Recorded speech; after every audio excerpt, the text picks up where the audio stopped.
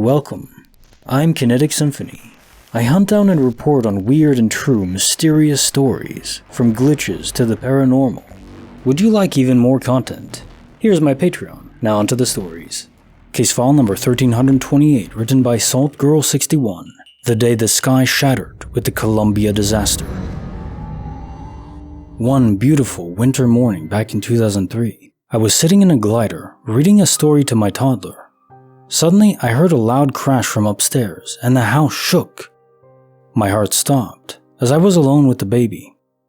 My husband had left earlier. I was too scared to go upstairs, so I quietly crept around and checked the doors, all still locked. There were no strange vehicles nearby. We lived in a rural area, and our house was set back from the road. I couldn't see anything such as a ladder that would aid someone in climbing up to the second floor. I finally told myself that vibrations from passing cars had made something big such as a TV or bookcase fall over. The house felt empty, so I relaxed somewhat. I still didn't want to go upstairs though. I turned on the news, which I never do on a Saturday, and watched as a newscaster at the Kennedy Space Center announced that the Space Shuttle Columbia was several minutes late in arrival. Then a minute later, there were reports of a loud explosion overhead in the Dallas-Fort Worth area. Though I was a couple of hours east, I slowly realized what the loud noise was. A pilot friend of my husband called, asking for him. I told him, "Did you hear the space shuttle blew up just a while ago?" He said, "That can't be. I was at the airport just then taking pictures of it as I flew over and oh my god, I took pictures of it breaking apart and didn't know what I was seeing.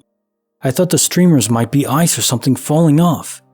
He did indeed have a fabulous set of photographs, which he duly submitted to NASA. Case file 1328.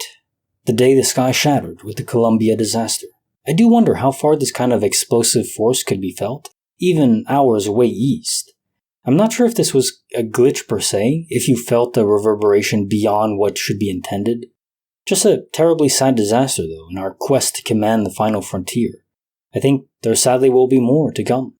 But that's the nature of exploration, of pushing our boundaries. But even if it's not always safe, it's always worth doing. To those brave souls that gave their life in pushing the boundaries, may you all rest in peace. You deserve it. Creepy file number 129, written by Long Jumping Block 685, Red Lights in the Park. I was walking my dog one day in the park. The park is pretty big, with a lake and a part where the path leads through the woods. Me being a dumbass, I forgot it was getting dark early, but decided to continue walking. My dog is pretty big and protective, so I felt safe enough. She was walking loose ahead of me. Her collar has red lights in them. When we turned the corner through the woods, it was getting darker and darker, and even though I knew the park like it was my back pocket, I turned on the flashlight on my phone. Anyway, a few minutes go by. Just silence, sounds of my footsteps, and the wind in the trees. When my dog suddenly started growling. I stopped. She's standing a few feet away, just a ring of red lights staring around the trees. I call her and she's by my side in a second. I don't know why, but I dismissed it as dumb doggy behavior, like smelling a rabbit or whatever, and kept walking. Very stupid, I know. So we keep walking, dog by my side, my flashlight in front of me. We turn another corner and my dog growls again. This time I freak out a little, and look around me with the flashlight. Nothing. It was just a minute of walking before the path led us back into the park. I could make a run for it, but I had this weird feeling. So I took a few steps forward and saw someone standing a little way from the path, just standing there, like he just appeared out of nowhere. It was weird and I immediately felt nauseous. My dog starts full on barking, growling, back hair standing up. She's a very social dog, even with complete strangers, so this had to be bad. Her barking kind of shocked me into moving. The moment I grabbed her to turn around to make a run for it, the figure stepped forward. I never ran so hard. I ran all the way back to the little bridge that connected the neighborhood to the park. My dog was still with me, thank God. The moment I got home, I called the local police and asked them to check it out. They didn't take it that seriously because nothing had happened, but they sent a car over. They found nobody, of course.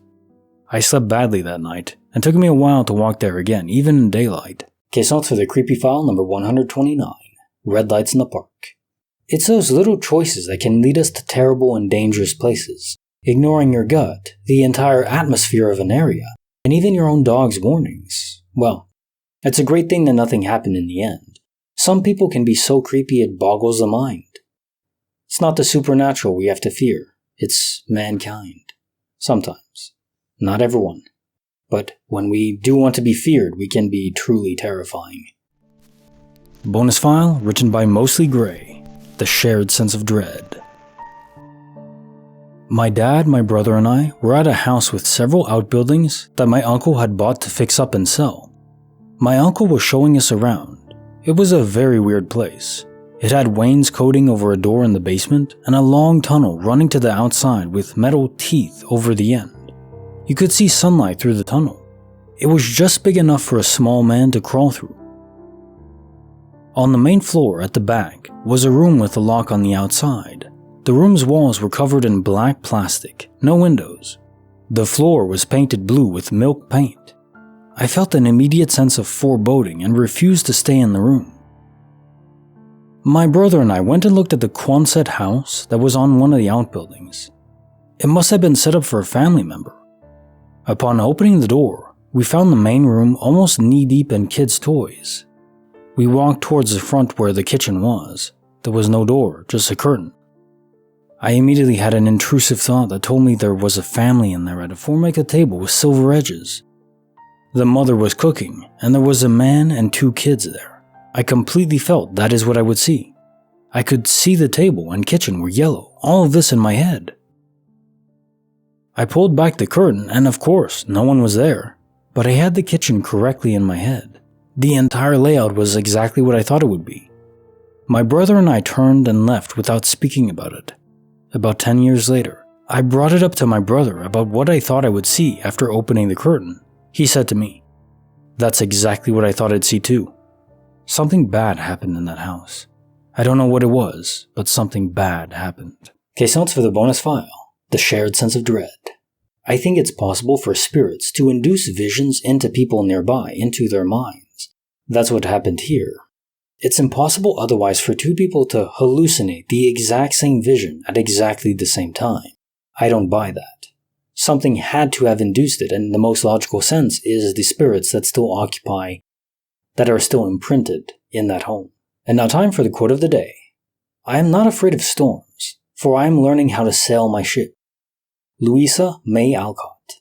That's the whole story of life. Life is sailing a ship on open waters, on a horizon you have no idea what's on the other side of. You don't really get to decide what ship you have. You might have a rickety old little sailing ship. That's it. And other people might be born on a frickin' cruise ship. Other people might be born on a cruise ship that turns out to be the Titanic. So don't judge other people on their situation or bemoan life because it's unfair. It might be. And in some cases, it'll be unfair for different reasons than you might expect. All you can do, and actually harken back to a quote from Gandalf, is to decide what to do with the time you are given and the situations you're presented with. Because we don't control those things. We only control our own mind, our own actions, to some degree our thoughts, and more importantly, what we do with our thoughts and with our time. How are you going to use your time today? Let me know in the comments. Like the video, subscribe, hit the bell. Kinetic Symphony signing off.